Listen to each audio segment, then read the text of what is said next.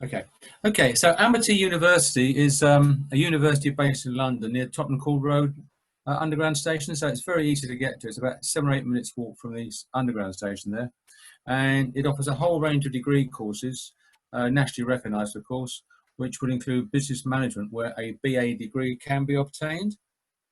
Okay, so my name is Michael Barnes, and I have a master's degree in business and a teaching certificate, and I've spent a number of years in business.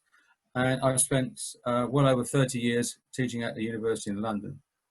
I've been an external examiner at the University of Greenwich and also an examiner with the Chartered Institute for Marketing. I currently teach at Amity University. The presentation itself, which you're going to see, will deal with three aspects of business. One is a business plan.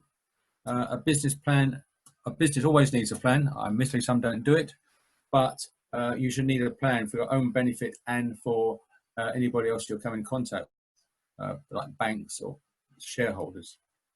The second thing about the presentation will be the business or marketing environment, the environment in which a business operates.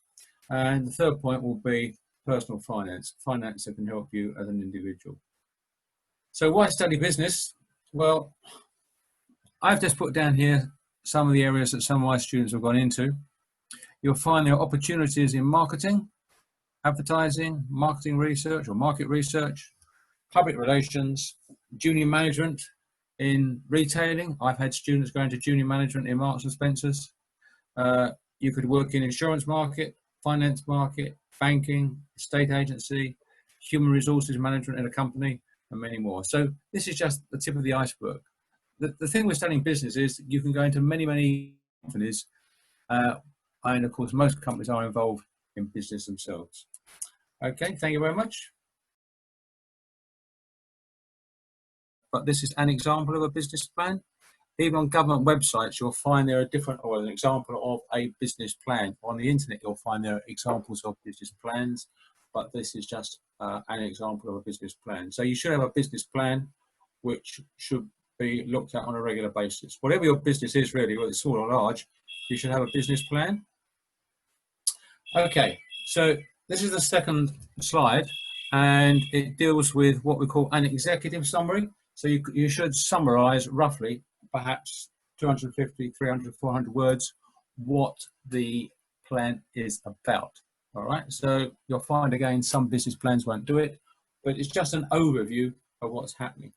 All right, so that's what we call an executive summary. You don't have to be an executive. You can be just a small business, one-man business, two-man business, doesn't really matter, but you should put a summary down. Why do we need this? Well, we need all this for your own personal use.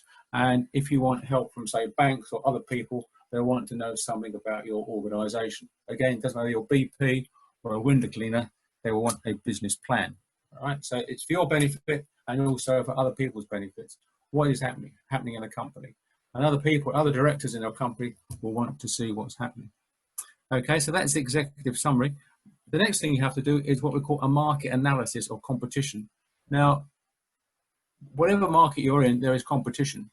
At the moment, you'll see this competition with the COVID virus. Competition is being very different, if you like. You're seeing airlines start to collapse. The market's collapsing in many ways. With travel and tourism, that market is changing dramatically. So you can do what we call secondary research.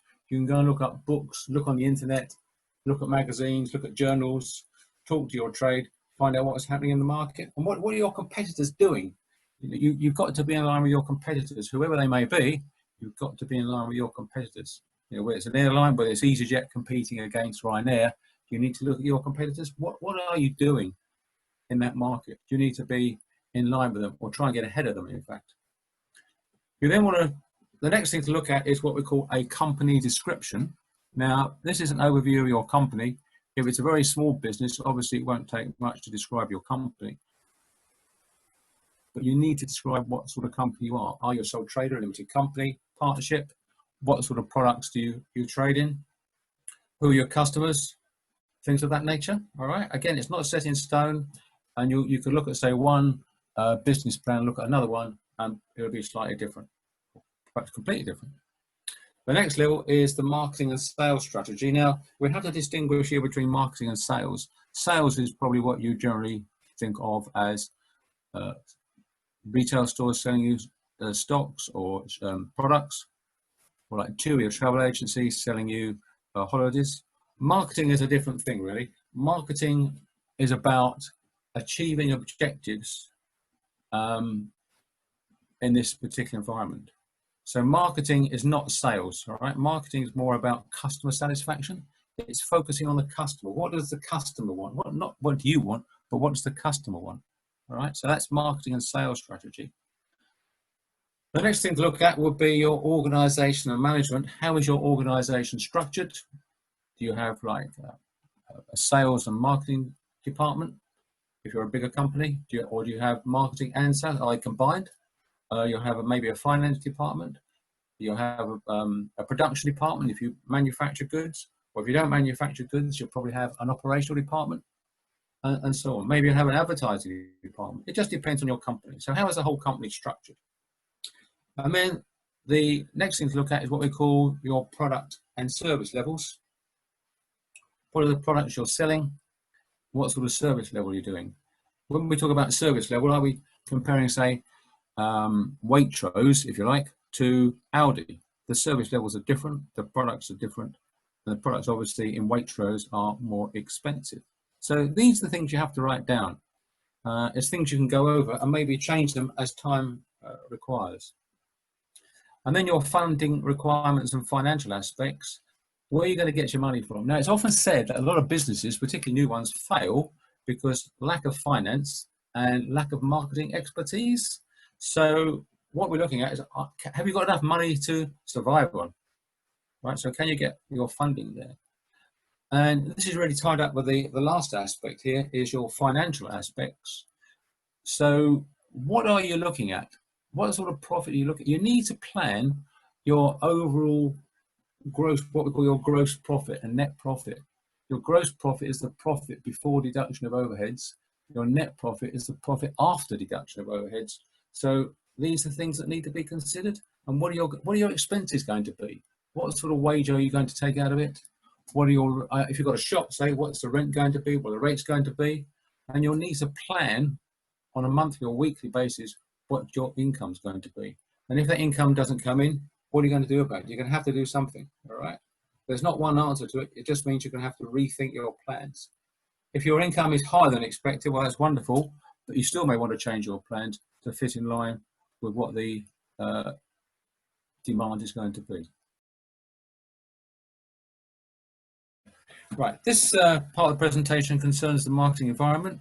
We sometimes call it the business environment. It doesn't really matter. It's the same environment that we're all aware of. You'll find businesses should look at the environment around them. And we sometimes call these the pest factors because the initials spell pest, or sometimes they rearrange the letters to call it STEP. So these are political or legal factors, economic factors, social factors, and technological factors. All right, so that's the overall groundwork there. So what some authors do, they will actually break this down into different areas. So we've already had pest. So some will say political, economic, social, and technological, which we just had. And some will add in now environmental, and some will add in legal. The thing with the legal aspects is some people argue that it is political because the law is made by Parliament. So it doesn't really matter, but you can put it under legal or you can put it under political. Okay, so we're going to look at each of these areas in turn and see what we come up with. So this breaks down the political legal part into two legal decisions, this breaks down the political legal part into two, although legal decisions start in Parliament in most cases. The exceptions include statutory instruments and bylaws made by local authorities. So your local council can also make laws. So also add is environmental to include aspects such as fair trade partnerships, and for that it's worthwhile seeing Marks and Spencer's website and their fair trade operations. The market for new products like wind turbines, solar heating panels, electric cars, the reuse of packaging and reduced packaging. So these are just things you need to consider in that aspect. So let's start here with the pest approach. So on the political come legal side, we have EU regulations which affect much of our trade here. And of course, another political thing is Brexit. And that's, we don't know what's going to happen yet, but Brexit's going to make a lot of differences to how companies operate, particularly in terms of rules and regulations. But what is the answer? We don't know fully yet until probably the end of this year. We also have what we call, under political legal aspects, regulatory bodies, such as Ofcom, the Office of the Communication Regulator, which is concerned with such things as advertising regulations. And we also have political stability, such as with, say, Iraq, Syria, Afghanistan. Should we be exporting to, say, Iraq or Afghanistan now? Is it worth it? Is the risk worth it? National governments make decisions, so such as with airport tax.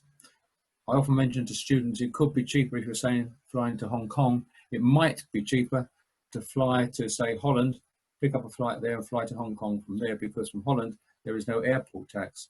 And the airport tax from the UK to Holland is quite cheap. But if you went from London to Hong Kong directly, it's quite expensive. So it could be cheaper to actually fly to Holland first and pick up a plane in Holland and then fly to Hong Kong.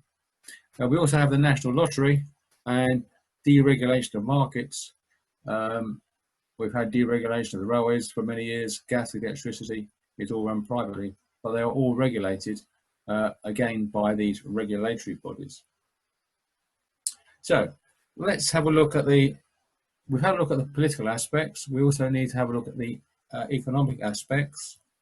Interest rates are currently extremely low. I think they're low for some 300 years. So in business, it's a good time to borrow money. And unfortunately for you and I as individuals, it's a bad time to invest money because the interest rates are so low. We also have pandemics. That is making a huge difference to businesses. And as you will see now, it's making a huge difference to many businesses. Some will collapse, some have collapsed. And the hospitality industry is one which is going to suffer greatly. Competition is a big thing out there. All companies have competitors. And those competitors is something that a business needs to be aware of. Whoever you may be, you need to be aware of competitors. Growth rates, businesses, particularly larger and smaller ones, and middle-sized businesses will look at growth rates in their industry. For example, if you're in the travel and tourism industry, the cruise industry is growing quite dramatically, and something like 1 in 8 continental holidays is now taken in the form of a cruise. So, you know, that's a growth industry, and travel agents and tour operators need to look at that. Inflation in this country is quite low at the moment, so that's not much of a problem. Companies need to keep aware of prices going up and how theirs might match up. Unemployment is likely at the moment to be on the increase, with companies closing down due to the pandemic. So we'll have to wait and see what happens there. And of course, if you're unemployed, it's probably going to be initially more difficult to get a job. Hence the need for a degree. If you've got a degree, you should stand a better chance of getting a job in business than someone who hasn't.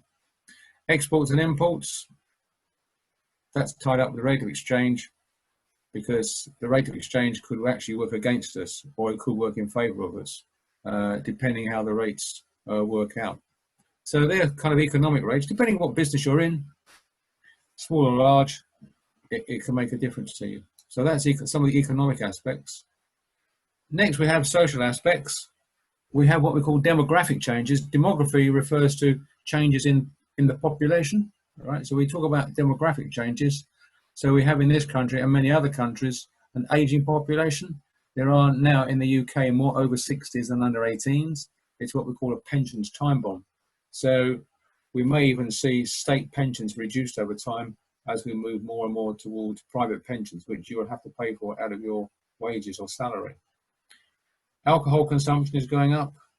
Again, I believe it's going up even more with the pandemic and the lockdown. We have increased crime levels generally. Some have come down, some have gone up. Overall crime has gone up, and greater security is needed for people. Now, I've put pandemics in here again because it has social consequences as well as economic ones, where people are actually suffering emotionally and mentally with mental breakdown. Pandemic. We also have a lot more cultural diversity with different groups here having different needs. And although the divorce rates are leveling off now, we have more divorces than we had a few years ago, and more single parent households. So what does that mean? That will mean, say, for builders, they might need to build more flats with 1 bedroom or 2 bedrooms, but smaller, cheaper houses. We're also taking more holidays. Once upon a time, we had 1 holiday a year. People are taking 2, 3, 4 holidays a year now, even short breaks. The short break market is moving on. So that's something that travel agents will need to look at. Also here we have organic foods, green products, and the carbon footprint we need to take account of. Technological, we have email marketing, mobile phones, broadband, digital television, satellite TV, online marketing, and of course with online marketing, we have Amazon, which is doing extremely well. So why do we want to know this? It's through the identification of new customer bases, changing consumer characteristics. We're all changing, our tastes change as we move around, and so hence the target population is changing. And we need this information for forecasting demand. Business need to know, and they do research to see what demand will be in the future. I think some of the motor car companies are actually planning cars now for 5 years ahead. So they have to work a long while ahead in order to do this. And of course, governments want to know what's happening out there in the environment for the provision of government services like hospital beds, social care. If we've got more old people, we need more social care. Useful sources of data. Most of these are free, and most of these you can look up online. Social trends like what are we eating? Are we eating more takeaways, for example? Family expenditure survey, and the ONS is the Office for National Statistics, as you can see there. So family expenditure survey, general household survey, British lifestyles, Mintel reports. They are expensive, but you'll find some in the library. Economic trends is also published by the ONS, and sometimes with the quality press like the Times, there are reports in there, similarly with the Economist. Now, this is the microenvironment. This is more factors closer to the company. We don't need to spend too much time on this, but a company needs to look at its customers and meeting their needs and meeting employees' needs. So customers and employees' needs there are important. Now move on. We need to look at our suppliers. What about increases in raw material prices and stocks? Shareholders will need to invest in a business. Finance, again here, a lot of businesses fail through lack of finance or financial skills, perhaps I should say, and lack of marketing and sales skills. So they're important areas to look at. So cash flow, profits, and business ratios. And also in the micro environment, the organization of the company, its structure, its systems, and management. And I think really that will be enough we need to know at this stage, just to look at the overall aspects outside that businesses deal with. Thank you very much.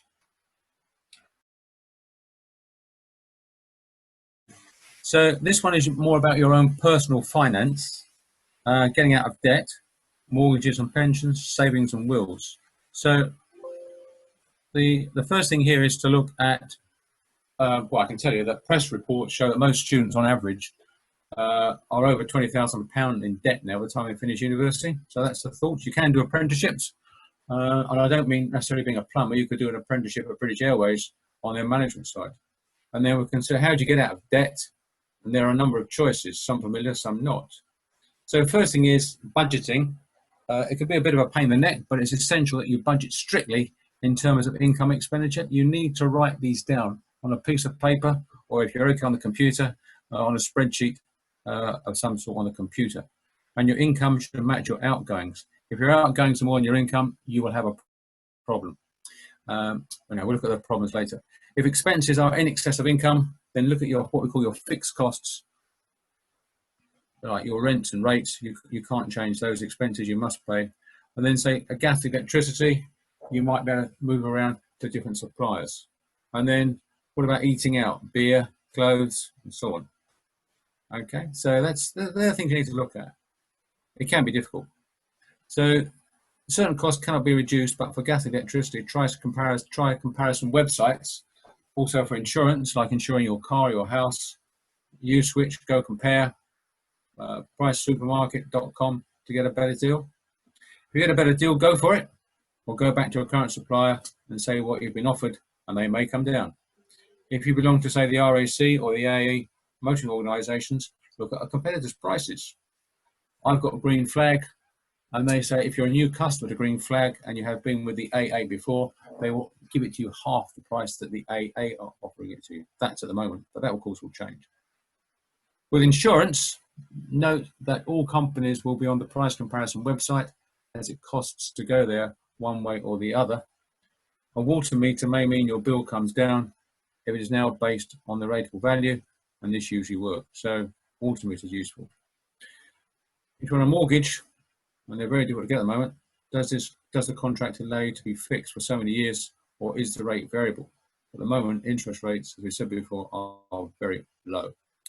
When you take out a mortgage, it is essential to work through a solicitor. Don't try on your own because you could get stuck. If you have a mortgage, you must pay every month, as this will lead to a poor credit profile. I'll look at those later on. Credit card should be paid by the due date, or you'll get a poor credit profile. Now, when I talk about credit profiles, there are a couple of organisations you need to know. One is Experian and one is called Equifax. These are companies that if you're going to borrow money to, say, finance a car, a bank account, even take a credit card out, those companies will go to Experian and Equifax to see what your credit history is like. If you've been slow in paying or you haven't paid up for so long, you will find it very, very difficult to get more finance. All right, so these are checks that credit card companies take. So if you've overspent on your credit card company and you haven't paid back, trying to get another credit card will be difficult. So as I say here, it can affect your future credit. Getting a loan, a mortgage, or another credit card will be difficult. The worst scenario, in brief, is bankruptcy. That means you can't afford to pay your debts. You will need to go to court because you cannot pay your debts, and a creditor, like a credit card company, will take you to court. Depending on your position, you may have to pay nothing back, but there are big consequences. They may take possession of your house if you've got a house. If you're renting a house, well, obviously they can't take it, but they could seize your car and other assets you've got. They could come in and seize your music system and so on. They could seize your computer just to pay off the debts. They could. I'm not saying they will, but they could. You may have to sell the house. So the court, through the official receiver, will control your assets, and getting credit in the near future will be almost impossible. And for what it's worth, you cannot be an MP if you're bankrupt. And something like 3.5 million people, might be more now, because it's a year old, in the UK are overdrawn each month. And going back a long way now, in 2009, 200 properties a day are being repossessed. Okay. So another alternative is what they call an IVA, an individual voluntary arrangement. You need a regulated firm to work on this. So if you owe money, you can go to, say, a company like Debt Free Direct, and they have qualified insolvency practitioners. It's a way, really, of doing all this. It's a way of avoiding bankruptcy. So for the credit card companies, what it comes down to, they are made an offer by your insolvency practitioner. So you won't have to pay off all your debt, but they will be made an offer, and you may have to take a big loan, which you can get, or remortgage a house if you've got a house, to pay off those debts. But you won't be paying the full amounts off. It's a negotiated figure. Once agreed interest stops being applied, telephone calls, they will stop pestering you to pay up. You're unlikely to go to court, and the credit card company should get more than under bankruptcy. Strangely enough, the way it works, I haven't seen all the details, but the way it works, they will actually earn more, because under bankruptcy, if you've got nothing to offer them, then like a house, and it's a complicated process, but it's a thought worth thinking about. And payments may be over 5 years to your IVA based on what you can afford. Another alternative is what they call a consolidated loan. If you have money troubles, you could get what they call a consolidated loan, particularly if you owe smallish amounts, say like £5,000 if you call that small. And this will wrap up all your debts, including credit cards, all in one loan. So you'll have to clear your credit cards. You won't be able to have credit cards anymore, and that will be that. But the interest rate will be a lot lower if you have an alternative, one of these consolidated loans, than if you've got credit cards. Mortgages, well, I won't worry too much about mortgages at this stage. You can read those if you wish, but if you need a mortgage, it might be better to look at the estate agents that are offering it to you, or a building company that's offering it to you. But this is something I'm not going to spend too much time on. Yeah, it'll be a few years before you get into mortgages, but do take advice.